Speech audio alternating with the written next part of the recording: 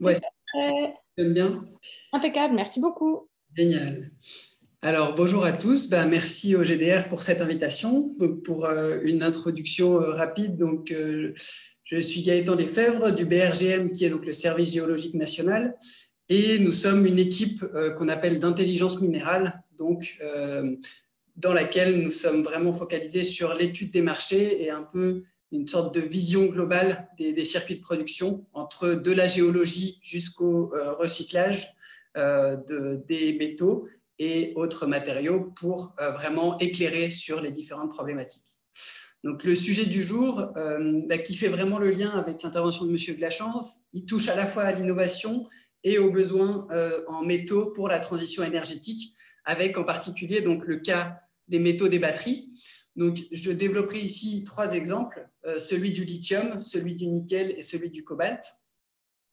Et donc, pour présenter un contexte un peu général de cet exposé, c'est vraiment la situation en Europe, en particulier, avec donc une production de batteries qui est envisagée à l'horizon 2025, de batteries au lithium en particulier, avec un ordre de grandeur de 400 à 500 gigawatts-heure, donc qui est une multiplication par à peu près 20 des capacités actuelles minimum. Donc, c'est vraiment un marché en forte croissance et qui répond aux besoins de la transition énergétique, puisque le premier marché de ces batteries sera d'équiper les véhicules électrifiés en différentes batteries et donc en stockage. Donc, il y a vraiment un enjeu industriel fort sur ce marché-là que je ne vais pas développer aujourd'hui. Mais ce qui est intéressant pour comprendre un peu les enjeux en termes de matériaux, c'est aussi de comprendre une compétition qui existe entre différentes technologies de batterie. Donc, comme je viens de le dire, les véhicules, c'est le principal marché, c'est vraiment la principale destination des batteries au lithium qui seront produites, même si ce n'est pas la seule, c'est-à-dire qu'il y aura aussi du stockage stationnaire, notamment pour emmagasiner les énergies renouvelables, l'énergie produite par les renouvelables. Mais voilà, le premier marché est celui des véhicules électrifiés, donc par simplification, on peut se concentrer sur celui-là en particulier. Et les réflexions qui sont faites sur les parts de marché des différentes technologies, donc elles sont présentées rapidement ici, et avec finalement un seul scénario, puisqu'il en existe bien sûr plusieurs. Mais la grosse tendance qu'il faut comprendre, c'est que les technologies qu'on appelle NCM, donc vous voyez ici, qui sont une abréviation pour nickel, cobalt, manganèse, qui sont les métaux présents dans la cathode de la batterie, donc représenteront une part de marché de presque 90% à l'horizon 2025. Donc en fait, c'est vraiment une forte expansion de ces batteries qu'on appelle NCM, même s'il y a des enjeux d'industrialisation d'ici là. Une autre technologie qui fait partie des batteries utilisant du nickel et du cobalt, c'est les NCA, donc nickel, cobalt, aluminium, qui contient 1,5% d'aluminium dans la cathode, donc qui est relativement intéressante en fait en termes de performance, de densité d'énergie, mais qui reste moins utilisée en proportion. Et enfin, les batteries LFP, donc ici l'abréviation est pour lithium fer phosphate, et c'est une alternative qui émerge de plus en plus et qui permettrait en fait d'équiper des véhicules de moyenne gamme. Et donc, on va s'en rendre compte, c'est l'une des solutions aussi à la problématique des métaux dans les batteries, c'est de développer plusieurs solutions. Et donc, les batteries au lithium, lithium fer phosphate, permettent donc des véhicules de milieu de gamme qui ont une moindre autonomie, mais qui ont une meilleure sûreté, et donc pourraient vraiment représenter une alternative aux batteries utilisant principalement du nickel et du cobalt. Et donc, je n'ai pas encore parlé de lithium parce que finalement, toutes ces batteries contiennent du lithium dans la cathode. C'est vraiment une constante. Et donc, même les générations futures qui pourraient être des lithiums solides utilisent du lithium. Donc, c'est pour ça qu'on va commencer par ce métal-là qui est vraiment indispensable à l'horizon 2030 pour la production de batteries et donc le stockage d'énergie. Donc, le marché du lithium, on va d'abord s'intéresser vraiment à la demande. Donc, là aussi, on peut faire un parallèle finalement avec la présentation précédente et des rapports comme celui de l'IEA sorti cette année qui montrent une très forte multiplication des besoins en lithium à l'avenir. Donc, une première nuance à apporter à ça, c'est que le marché du lithium, jusqu'aux années 2000, était tout petit, c'est-à-dire qu'il représentait environ 20 000 tonnes à l'échelle mondiale. Donc, certes, il y a une croissance très, très forte, mais on part aussi de relativement bas par rapport à d'autres métaux. Donc, c'est un point important. Ceci dit, il y a en effet une réelle, enfin déjà un doublement qui s'est observé depuis les années 2010 et une multiplication par 7 qui est attendue à l'horizon 2030 pour les usages du lithium. Donc, on arriverait à un marché en 2030. Donc, il y a deux manières de l'exprimer. Soit en termes de lithium contenu, c'est environ 300 000 tonnes de lithium contenu. Et ce qu'on retrouve souvent comme expression, c'est les LCE. Donc, je vous ai mis ici la traduction, c'est lithium carbonate équivalent, qui revient finalement à multiplier par 5 les proportions. Parce qu'on le verra, le carbonate est l'un des intermédiaires les plus utilisés sur le marché. Donc, voilà le principal ordre de grandeur. C'est vraiment une multiplication par 7 de la consommation de lithium à l'horizon 2030. Et surtout, la part des usages dédiés au secteur des batteries qui risque aujourd'hui, c'est plus de la moitié des usages, il risque d'arriver entre 80 et 90% des usages totaux.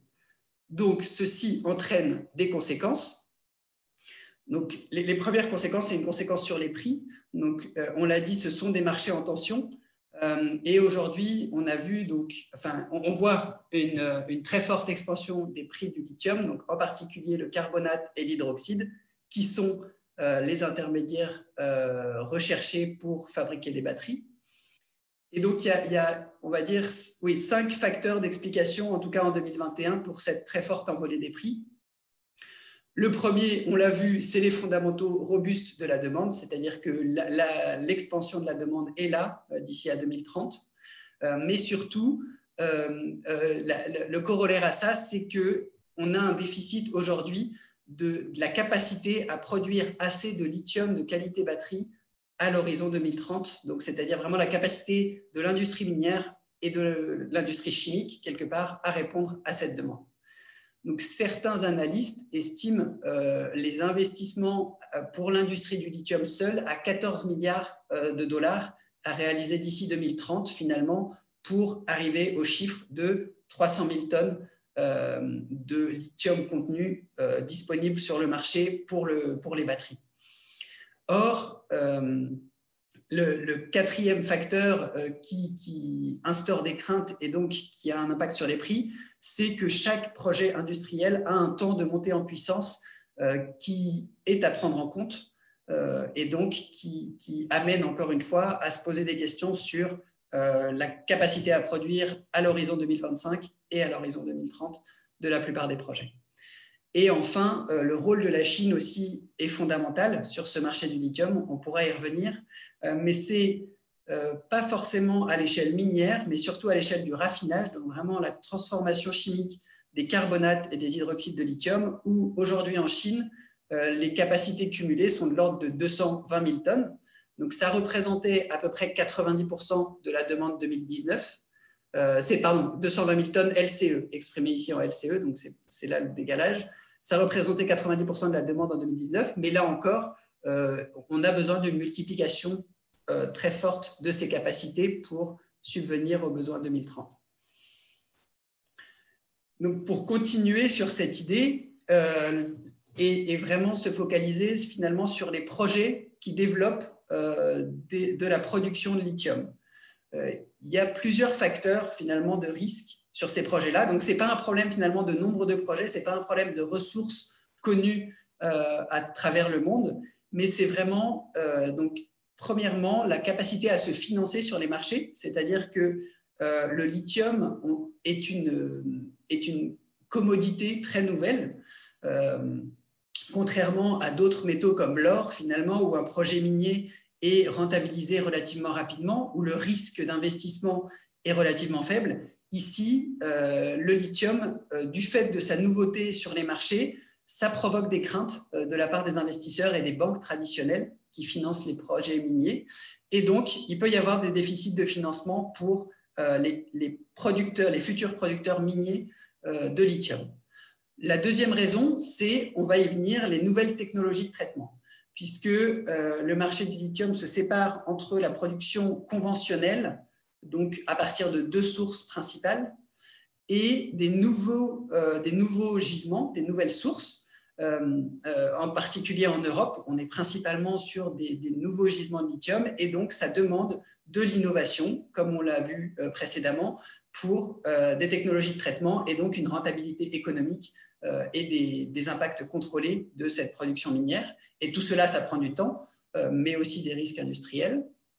Troisième point, c'est l'acceptabilité sociale et environnementale, car c'est vraiment un critère dont on ne peut pas se passer aujourd'hui et où les exemples sont nombreux de retard des projets du fait du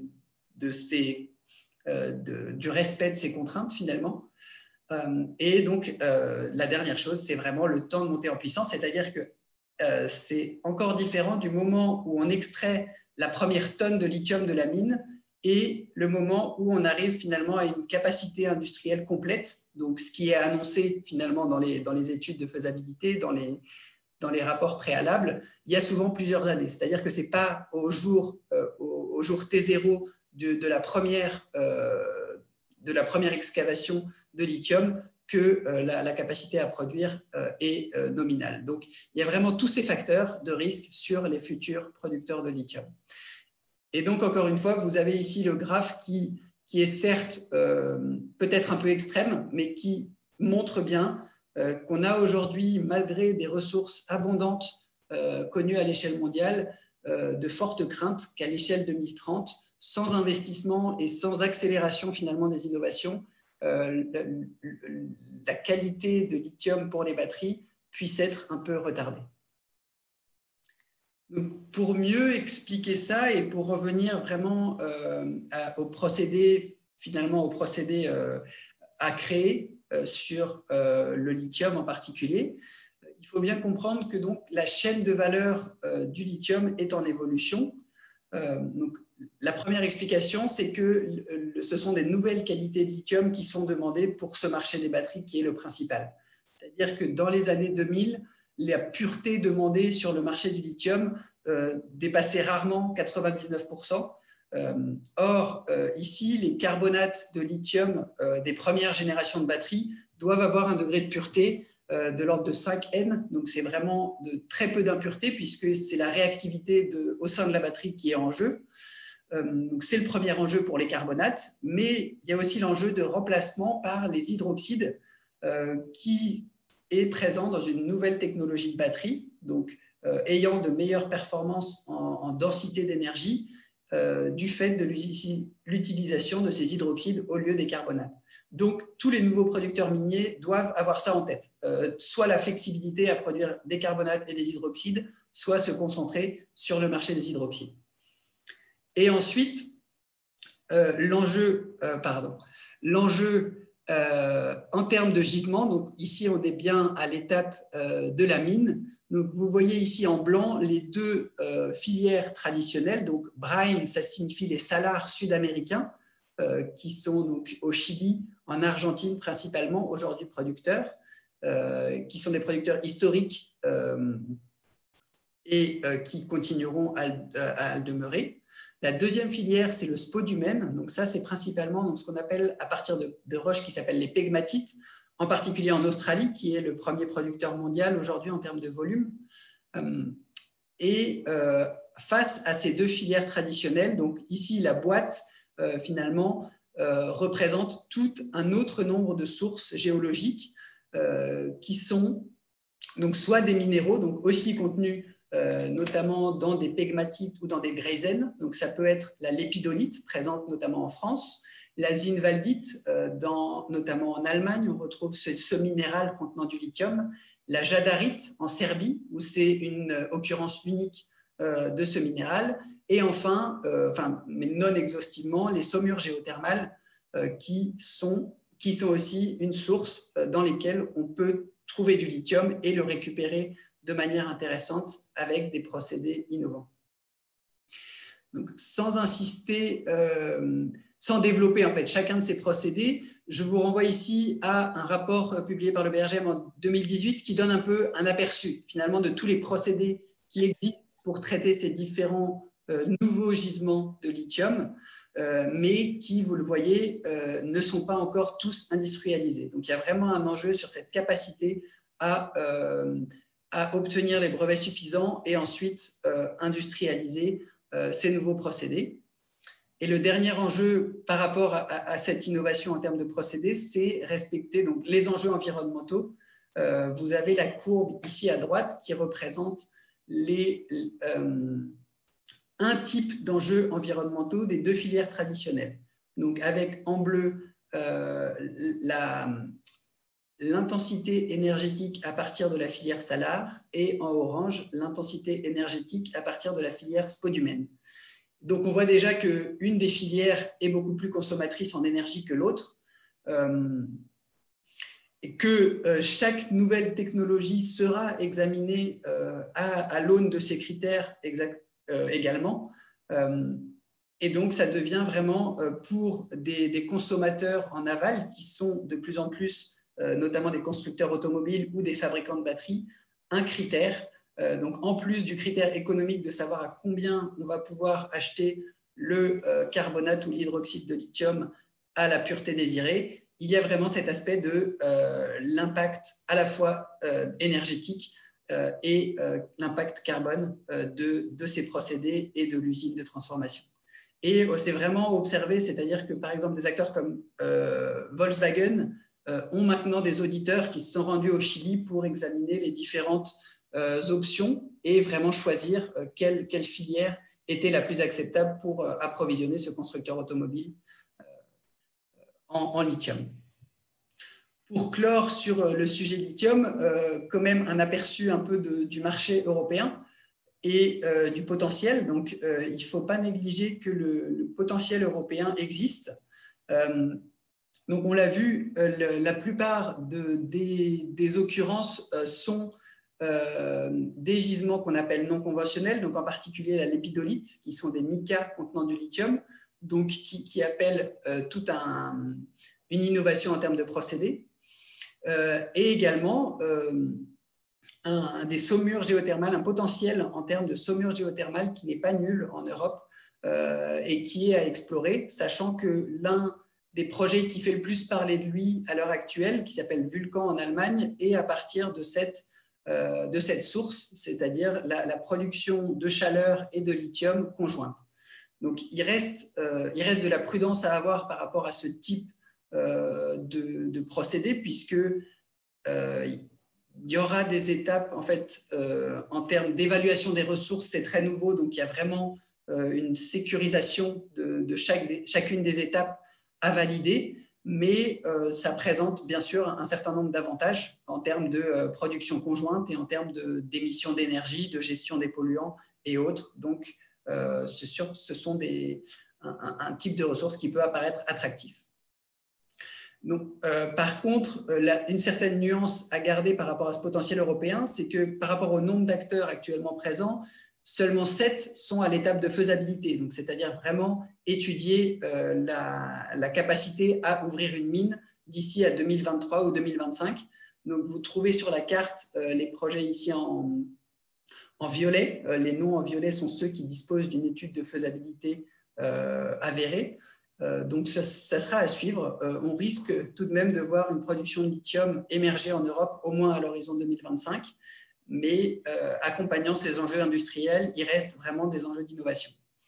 Et la France n'est pas en reste sur ce domaine, c'est-à-dire que je voulais finir par attirer l'attention sur certains acteurs industriels qui se présentent, notamment dans la région Grand Est, donc sur ces deux sujets, donc notamment une usine de conversion. Donc ici, on ne parle pas de mine, mais uniquement l'usine qui serait capable d'avoir à la fois la flexibilité de produire des carbonates de lithium et des hydroxydes de lithium, et également 2 compagnies qui explorent vraiment la possibilité d'industrialiser les saumures géothermales et la récupération du lithium par ce biais. Donc voici pour le lithium. Passons maintenant au marché du nickel. Donc, la plupart des éléments de cette présentation sont tirés en fait d'une collègue, Maïté Legluer, qui est plutôt experte sur le marché du lithium. Donc, s'il y a les moindres questions, je vous renverrai à ma collègue. Mais pour présenter les grandes lignes de ce marché, il faut savoir que la situation est relativement différente, c'est-à-dire que c'est un marché plus gros que celui du lithium, puisqu'on est ici à 2 millions de tonnes consommées annuellement. 2,8 millions de tonnes en 2021 et qu'aujourd'hui, l'essentiel des usages n'est pas pour la filière batterie, mais au contraire pour les aciers inoxydables. Donc 70% de la demande en nickel et aujourd'hui pour les aciers inoxydables. Donc c'est ce que vous voyez représenté par le grisé sur le schéma de droite. Or, la part des batteries est en forte augmentation. Donc en 2020, elle représentait 6% de la consommation annuelle de lithium et elle est envisagée pouvoir représenter 36% en 2040. Donc, les enjeux sont vraiment à ce niveau-là. C'est vraiment la part que va prendre le nickel dans la production de batteries. Donc, pourquoi cet essor? Donc, vous trouvez la réponse ici dans le pourcentage de nickel utilisé dans les différentes technologies de batterie.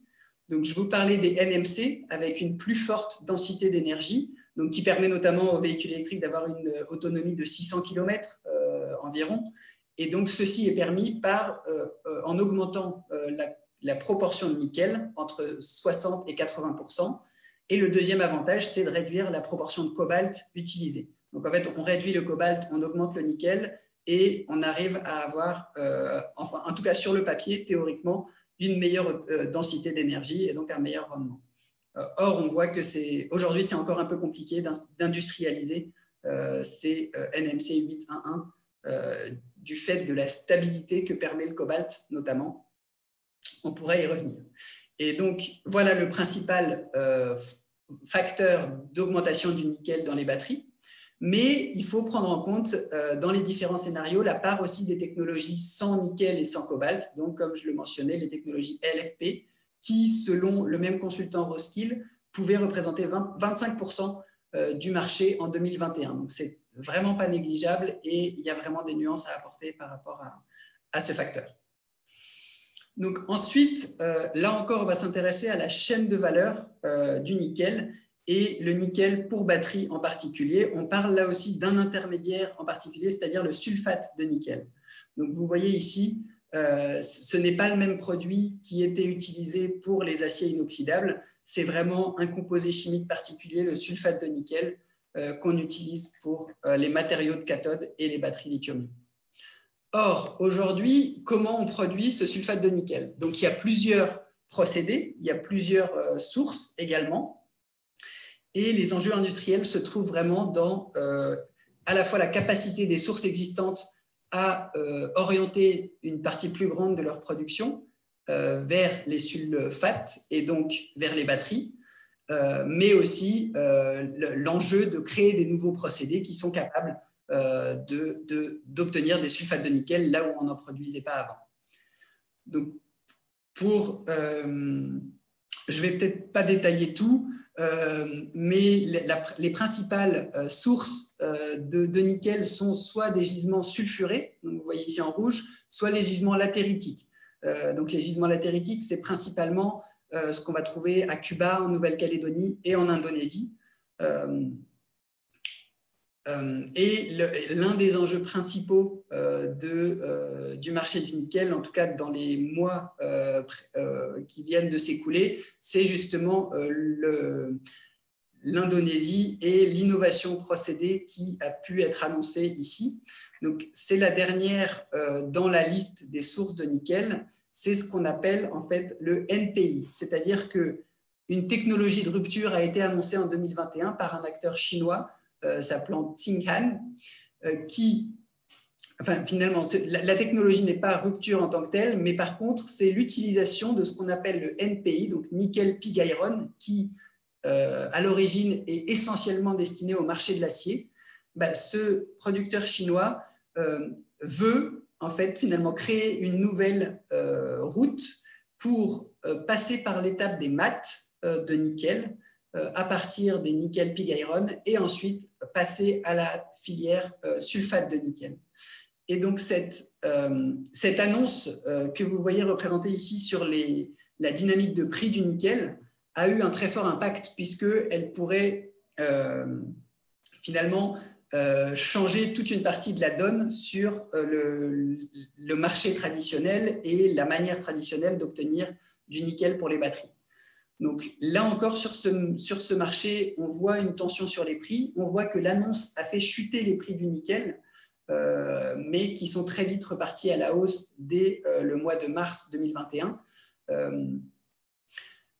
du fait finalement d'une reprise économique. Il y a toujours des phénomènes de stock qui jouent bien sûr sur ces marchés-là, mais également dans le cas, si on couple avec les enjeux géopolitiques sur le marché du nickel, qui se couplent ici avec les décisions de l'Indonésie, qui est en passe de devenir le premier producteur de nickel mondial, à la fois en termes de mines, mais probablement en termes de nickel primaire aussi, et qui finalement a une politique d'embargo sur les exportations de minerais qui est assez variable dans le temps et qui a un très fort impact sur les prix du nickel. Donc, voilà en 2 mots résumé les enjeux de production de nickel. Si on se projette vers 2025, il y a aussi cette question de savoir est-ce qu'on aura assez de nickel pour alimenter le marché des batteries.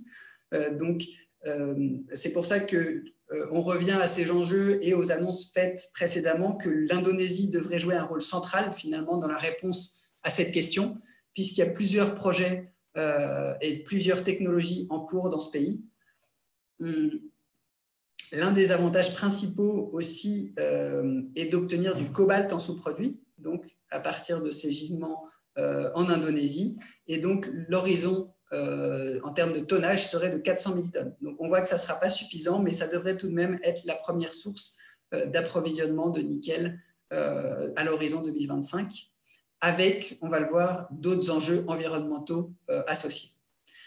Si on regarde les autres régions du monde, donc l'Amérique du Nord et l'Australie ont également un certain nombre de projets en développement, donc, qui sont développés dans un article que je vous invite à lire donc, sur le site Mineral Info, ci-dessous, qui donc vraiment un autre type de projet, c'est-à-dire qu'on est ici plus sur des minerais sulfurés de nickel. Et en Europe, il y a également une capacité de production donc, qui serait en particulier issue de Finlande, avec le projet de Terrafame, la compagnie Terrafame, pour produire du sulfate de nickel pour les batteries, mais également en Finlande toujours le projet de Nornickel d'augmenter ses capacités et un projet à Chypre. Pour là aussi insister tout de même sur le compromis finalement des nouveaux procédés en termes d'impact environnementaux et de coûts, c'est très visible également sur le nickel, puisque le nouveau moyen de produire du nickel dont je vous parlais, à partir de NPI, donc vous voyez ici en bleu foncé, le NPI est finalement la filière de production qui a aujourd'hui les plus fortes émissions de carbone et aussi le coût le plus bas. Donc, il y a vraiment des enjeux à ce niveau-là et quelque part, certains producteurs automobiles, mais aussi d'autres acteurs du marché se sont prononcés finalement pour mettre en avant l'incohérence qu'il pouvait y avoir à passer à une filière de production qui finalement serait plus impactante et que le nickel contenu dans les véhicules électriques aurait potentiellement une empreinte carbone plus élevée que d'autres filières. Donc ça, c'est un enjeu. Et ensuite, deux autres types d'enjeux sur les procédés hydrométallurgiques qui s'appellent HPAL, donc à très forte pression et très forte température. Donc c'est là encore des enjeux en termes d'intensité énergétique et de gestion des résidus qui vont s'appliquer. Et à l'inverse, des procédés donc à partir de sulfure qui peuvent paraître plus directs en termes de métallurgie, plus simples, puisque les concentrés sont naturellement enrichis, donc une faible intensité carbone, mais par contre un coût à la tonne plus élevé. Donc on revient à la question aussi de les constructeurs automobiles feront-ils le choix finalement d'un coût plus élevé du nickel pour approvisionner les batteries des véhicules électriques ou où finalement le coût sera-t-il déterminant au détriment de l'impact carbone. Donc, on retrouve vraiment cette question sur le marché du nickel. Et enfin, on va passer au marché du cobalt, qui présente des problématiques un peu différentes et qui, il faut le savoir, est en fait le cobalt issu à partir de deux types de gisements principaux. Enfin, il est toujours produit en coproduit, donc soit à partir du nickel, soit à partir du cuivre. Donc, je l'ai rapidement évoqué sur le nickel en Indonésie. Il y a des enjeux sur la production de nickel pour approvisionner le marché du cobalt également. En termes de demande sur le marché du cobalt, on a une situation qui est similaire avec celle du lithium, c'est-à-dire que le marché était relativement petit dans les années 2000 et on voit ici une très forte augmentation depuis 2012 de la consommation et qui est principalement tirée là encore par les besoins dans les batteries au lithium. Là encore, l'ordre de grandeur est de 300 000 tonnes à l'horizon 2030, c'est-à-dire qu'on envisage que la croissance de la demande va se poursuivre. L'impact, enfin, la répartition est un peu plus élevée, c'est-à-dire que un autre secteur très utilisateur du cobalt, ce sont les superalliages, donc notamment tout le marché de l'aéronautique et de l'aérospatiale, l'industrie des catalyseurs aussi. Donc qui sont importants et qui restent finalement des secteurs en compétition. Donc ça, c'est un des aspects importants du marché du cobalt, c'est la compétition qu'il pourra y avoir entre les secteurs utilisateurs. Mais on estime tout de même que les batteries devraient représenter entre 70 et 80% du marché en 2030. Et ce qui est intéressant également, c'est de voir au sein des batteries où est utilisé le cobalt. Et dans les années à venir, il pourrait y avoir un rôle finalement donc, des deux secteurs principaux, donc le secteur automobile, mais dans lequel on essaye de substituer le cobalt en grande partie, et du secteur de l'électronique également, puisqu'on se rend compte finalement que les équipements mobiles utilisant la 5G auraient tendance à privilégier les batteries au cobalt parce que ces batteries sont plus fiables. En fait, il y a moins de risque d'inflammabilité des batteries, qui est un gros critères pour les producteurs de téléphones mobiles et autres. Et donc, ça pourrait être un enjeu finalement d'une forte croissance de la demande en cobalt pour les futurs téléphones mobiles. Et le dernier point, c'est tout de même que les efforts de substitution sur le cobalt sont assez importants, donc il y a toujours une nuance qui peut exister. Mais on reste sur une très forte croissance à l'horizon 2030. Donc là encore, si on regarde la chaîne de valeur, on voit que les transformations se sont opérées ces 20 dernières années et orientent de plus en plus vers des composés chimiques à haute valeur ajoutée. Donc, dans le cas du cobalt, on est sur ce qu'on appelle les hydroxydes et les sulfates qui deviennent finalement 75% de la consommation mondiale. Et vous voyez ici l'évolution de la production depuis 2013. Cette progression est graduelle, donc de demander de plus en plus de consommation, de composés chimiques de cobalt par rapport au cobalt métal. Or, il y a un enjeu que je ne développerai pas ici, mais qui est assez prégnant sur les prix, puisque le cobalt n'est aujourd'hui coté, le prix du cobalt est seulement sur le cobalt métal. Or, ce n'est plus la forme la plus représentative du marché, donc il y a vraiment un enjeu sur est-ce qu'il n'y a pas une évolution finalement de la cotation du cobalt qui doit être mise en œuvre pour bien représenter l'état actuel du marché. On voit là aussi que c'est un marché en tension, mais avec quelque part des évolutions finalement plutôt biannuelles qui sont surtout liées à des phénomènes de stockage-déstockage. Donc c'était en particulier en 2018 qu'il y a eu une très forte hausse des prix du cobalt qui s'est relativement réduite entre 2019 et 2020 et en 2021 suite à un peu un épuisement des stocks accumulés, les prix du cobalt remontent et sont finalement un paramètre fondamental pour la substitution puisque c'est l'un des métaux les plus chers des batteries à l'heure actuelle. pour parler ensuite des procédés qu'on peut utiliser à l'échelle du cobalt. Donc, il y a peut-être moins d'innovation en termes de procédés sur le cobalt, mais par contre, des enjeux vraiment liés à cette coproduction avec le cuivre et avec le nickel. Et donc, ce qui est important de savoir, c'est que c'est des raisons à la fois géologiques et de facilité de traitement métallurgique qui font que la République démocratique du Congo est le principal producteur encore aujourd'hui de cobalt. Donc, on voit ici que c'est 70% de cette production. Donc là, on est en sous-produit du cuivre et c'est une technologie d'extraction par solvant, donc à température ambiante, relativement peu chère et présentant de nombreux avantages qui est utilisé dans la Copper Belt en général, mais en particulier en République démocratique du Congo, qui impose finalement cette domination du cobalt sur la scène mondiale du marché du cobalt.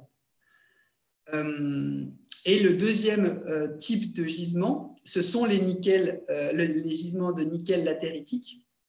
Donc vous voyez ici trois types de voies. Donc, figure qui est extraite d'un document du GTK, que je vous invite également à consulter car il est très riche sur les processus de géométallurgie.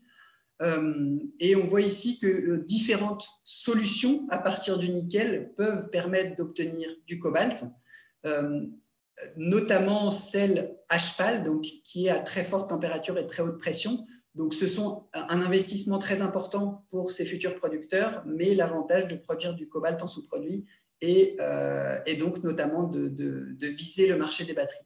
Donc, ça sera vraiment un enjeu des projets en Indonésie d'arriver à adapter cette coproduction de cobalt. Et enfin, de manière plus limitée, donc les sources à partir de sulfure, donc 10% de la production mondiale, et l'exception aussi du gisement de Bouazer au Maroc, qui est le seul finalement à produire, déjà à avoir une mine où le cobalt est le produit principal et à réussir à finalement à proposer une production qui est compatible avec le marché des batteries grâce aussi à de l'extraction par solvant. Donc, pour conclure sur les tendances et les perspectives sur le marché du cobalt, donc, le premier point, c'est le rôle de la République démocratique du Congo. Et vous voyez ici sur le premier schéma, donc en bleu, la République démocratique du Congo qui risque de continuer à représenter l'essentiel de la production en 2030, du fait, donc, comme je l'ai cité, des avantages compétitifs qu'elle a en termes de gisement, des investissements déjà sur place et de la capacité également à retraiter des tailings, donc c'est-à-dire des anciens résidus miniers de la production de cuivre qui sont riches en cobalt et qui sont une source potentielle de cobalt pour le futur. Mais donc, il ne faut pas négliger donc, la part des autres pays, donc, notamment l'Australie, notamment le Canada, avec un projet qui est en cours de développement, et notamment la Finlande. C'est le dernier point ici. En Europe, c'est vraiment là aussi que se concentrent les perspectives en termes de production de cobalt, avec des acteurs déjà sur place, déjà bien implantés, et finalement une filière qui est en train de se constituer sur vraiment le marché des métaux de batterie dans son ensemble. Et bien sûr, pour conclure aussi, on peut, ici le graphique du milieu montre aussi la comparaison qui sera inévitablement faite entre l'impact des différents procédés pour obtenir du cobalt. L'avantage du cobalt est que, étant un sous-produit, l'ensemble de ces impacts sont la plupart du temps attribués soit au nickel, soit au cuivre. Donc c'est pour ça, vous voyez ici que celui qui a le plus fort impact, c'est à partir de nickel latéritique comparé à la coproduction à partir du cuivre. Mais ces facteurs peuvent évoluer en fonction des innovations et donc seront des critères déterminants pour l'approvisionnement futur de cobalt. Et voilà, je vous remercie beaucoup et je reste disponible s'il y a des questions. Merci beaucoup, Monsieur Lefebvre, pour votre présentation qui a suscité en effet plusieurs questions. Je n'ai pas D'accord. Donc, du coup, priorité à nos participants plutôt qu'à moi, qui avait aussi des questions. Donc, la première question vient de Monsieur Vincent Fenrol qui nous demande la production secondaire, c'est-à-dire le recyclage des métaux et des minéraux pour batteries, quelle part est-ce que cela représente par rapport aux ressources primaires? Et finalement, combien de batteries sont réellement recyclées par rapport à celles qui sont mises en décharge? Ou enterrées ou vendues. Bref, finalement, la part du recyclage dans ces ressources primaires, quelle est-elle actuellement? On se doute qu'elle doit être relativement faible, mais quelle est-elle? Oui, d'accord. Merci pour la question. Donc, la première réponse, déjà, il faut aussi distinguer les différents métaux des batteries puisque le recyclage n'est pas le même pour tous. Et historiquement, donc depuis une dizaine d'années, c'est le principal métal recyclé à partir des batteries, c'est le cobalt, juste du fait de son prix. Et c'est toujours l'incitation, donc prix qui favorise à la fois le recyclage et la substitution.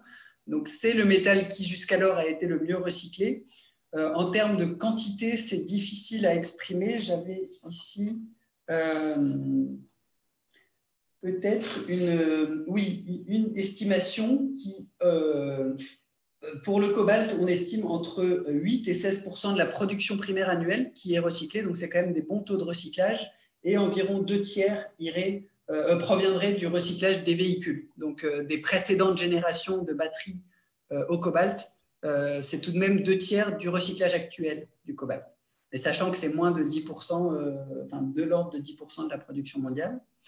Et ensuite, il y a de fortes incitations pour développer les procédés de recyclage, notamment pour le lithium.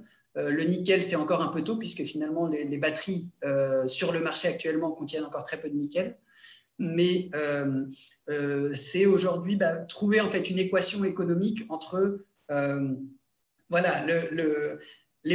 déjà un couplage des procédés pyrométallurgiques et hydrométallurgiques pour le recyclage, puisque c'est là qu'on a les meilleurs taux de récupération, mais c'est aussi là qu'on a les plus forts coûts et la plus forte dépense en énergie. Mais il y a un certain nombre de procédés qui ont été brevetés et qui sont en passe d'être industrialisés. Donc, pour ça, c'est une recherche plus poussée à faire, mais c'est dans les prémices, on peut dire, en tout cas pour recycler les autres métaux des batteries, le lithium, le cobalt. Mais plusieurs constructeurs annoncent qu'ils veulent, à l'horizon 2025, recycler 80% finalement des batteries. Donc, il y a une forte croissance de ce développement. Mais aujourd'hui, il y a beaucoup de laboratoires privés, EPIC ou publics qui se penchent sur la question du recyclage des batteries et d'ici quelques années, on devrait avoir des chiffres meilleurs que ceux qui sont aujourd'hui annoncés. Oui, tout à fait. Donc, j'ai une autre question de Monsieur Jean-Pierre Simonin qui demande finalement les batteries au lithium, certaines technologies tentent de les remplacer, telles que les batteries au sodium. Où est-ce qu'on en est? Et sa deuxième question, c'est finalement, on voit beaucoup de Tesla fleurir sur nos routes actuellement. Alors, qu'est-ce qui a fait le succès des batteries Tesla par rapport aux autres véhicules? Ok.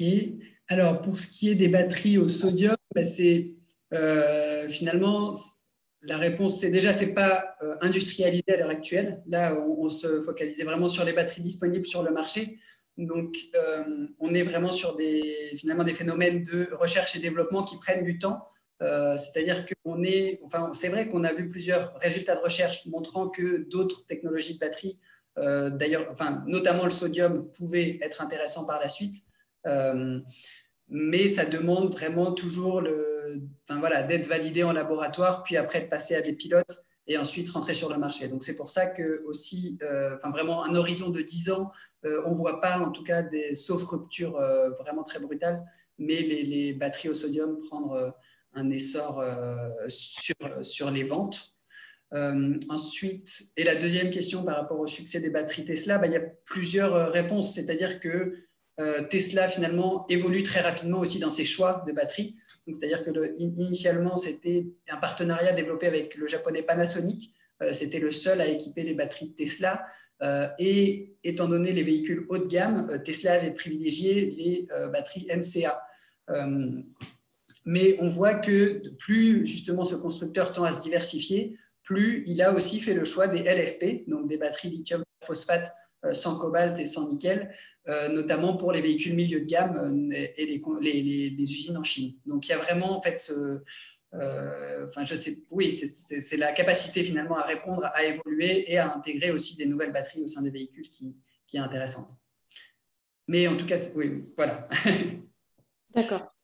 J'avais une question cette fois-ci de Madame Élodie Devers qui demandait pourquoi est-ce que le sulfate de cobalt était bien moins cher que l'hydroxyde de cobalt. Est-ce qu'on sait pourquoi? Tout simplement, c'est les procédés de production. La première réponse, c'est ça, c'est-à-dire que ce qui va faire le prix, c'est qu'est-ce qu'on a mis comme procédé en œuvre pour produire la substance. Et la demande, bien sûr, puisque s'ils sont moins demandés, ces sulfates, que les hydroxydes, il y a un enjeu, mais c'est principalement vraiment à la nature du composé qui est aujourd'hui peut-être moins utilisé et je me demande même si ce n'est pas un intermédiaire dans certains cas, c'est-à-dire qu'il peut être retransformé après, et donc ce qui explique les différences de prix. D'accord.